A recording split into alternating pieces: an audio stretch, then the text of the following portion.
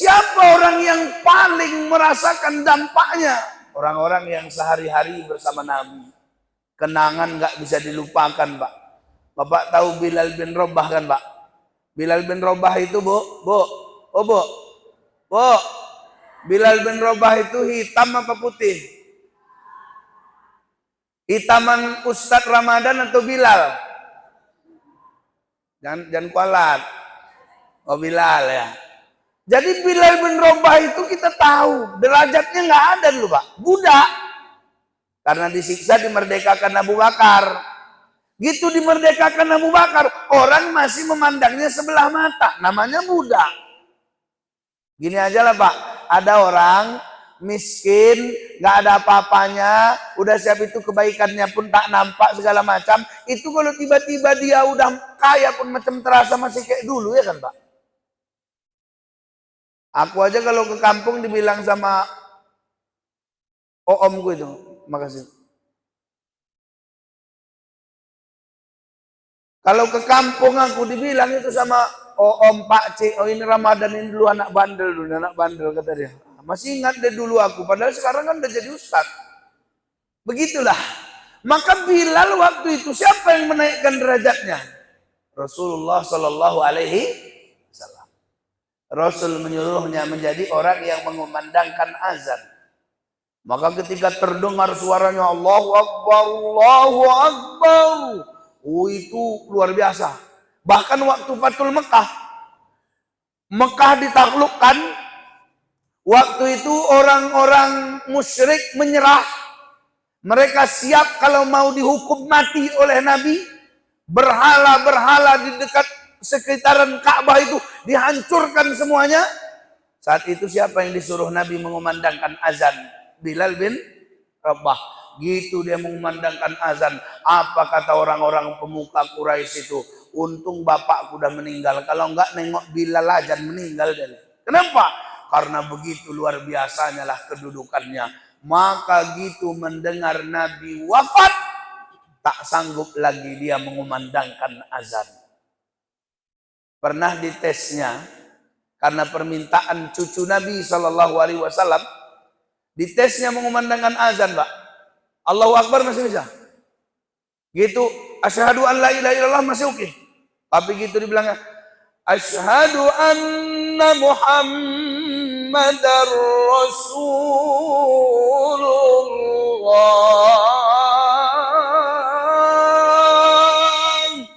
Berhenti di azan tuh, nangis dia, nggak sanggup melanjutkannya. Kenapa?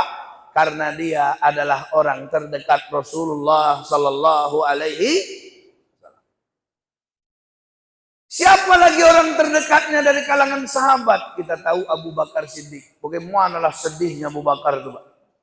Gitu dengar dia Nabi wafat. Abu Bakar nggak di situ, nggak di sebelah Nabi. Abu Bakar pulang ke rumahnya. Kata Syekh Ramadan Al-Buti, gitu dengar Nabi wafat, dia datang ke rumah ibunda kita Aisyah, sampai itu masuk ke dalam, tak dihiraukannya orang di luar termasuk Umar bin Khattab. Kemudian pada saat itu dia bukalah penutup wajah Rasulullah Sallallahu Alaihi Wasallam. Kemudian banjirlah air matanya, bergetar dadanya, menangis, tapi tak keluar suaranya, tapi air matanya mengalir seolah-olah kaget dengan berita ini. Tapi apa ceritanya? Di antara para sahabat yang paling tinggi imannya adalah Abu Bakar. Maka Abu Bakar nggak sama kayak Umar. Abu Bakar waktu itu walau menangis, dia cuma bilang, ya Rasulullah, sesungguhnya Allah tidak akan mematikanmu dua kali. Aku yakin hari ini Allah memanggilmu, dan aku yakin Allah tidak akan menghidupkanmu untuk mematikanmu kedua kalinya. Artinya apa? Artinya saat itulah saat perpisahan. Dia tatap wajah Nabi Shallallahu Alaihi Wasallam secara mendalam. Dia terkenang olehnya. Tapi karena di luar ada bahaya terhadap mereka, karena mereka tidak ridho Nabi wafat, maka Abu Bakar pun segera menutup wajah Nabi. Kemudian dia elap air matanya. Kemudian dia pergi keluar. Dia temukan di luar itu banyak sekali manusia yang saat itu kebingungan menangis karena mendengar wafatnya Rasulullah Sallallahu Alaihi Wasallam. Karena nggak ada terpikir Pak di benak mereka kalau Nabi akan meninggal dunia, nggak ada. Mereka cuma terpikir perjuangan ini masih ada, orang-orang munafik masih banyak, maka Nabi akan terus bersama mereka sampai akhir hayat mereka. Rupanya hari itu Rasul pula mendahului mereka. Maka waktu itu apa yang terjadi? Kata Syekh Ramadan Al-Buti ketika menjelaskan ini, bagaimana pada saat itu marahnya Umar bin Khattab, marah bercampur sedih dan bingung.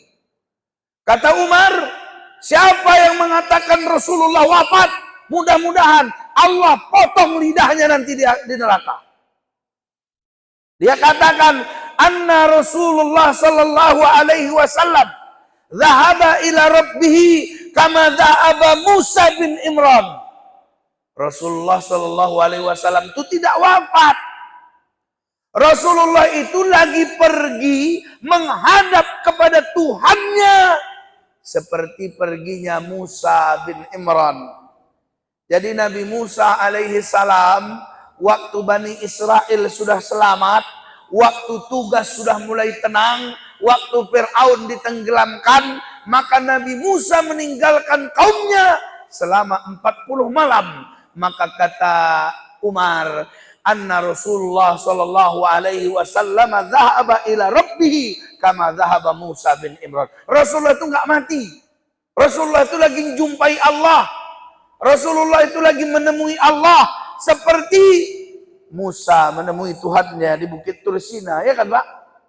Maka pada saat itu dia terus mengatakan itu, tapi tetap saja sambil mengatakan itu air matanya mengalir karena ada kekhawatiran di hatinya. Jangan-jangan Nabi benar-benar wafat. Saat itulah Abu Bakar mendatangi Umar. Kata Abu Bakar, ala rislika ya Umar. Insit wahai Umar, diam wahai Umar. Ala rislika, tahan dulu dirimu wahai Umar. Umar nggak peduli, dia bilang, anna Rasulullah sallallahu alaihi wasallam dhahaba ila rabbi. Rasulullah itu cuma pergi menghadap Tuhannya. Jangan ada kalian yang bilang Rasulullah itu wafat. Jangan ada kalian yang bilang Rasulullah itu mati. Dia cuma pergi beberapa waktu, nanti dia balik lagi. Kemudian Abu Bakar melihat hal itu, dia panggillah seluruh kaum muslimin berkumpul di hadapannya. Maka orang-orang yang tadinya berkumpul di hadapan Umar, berbalik arah berkumpul di hadapan Abu Bakar.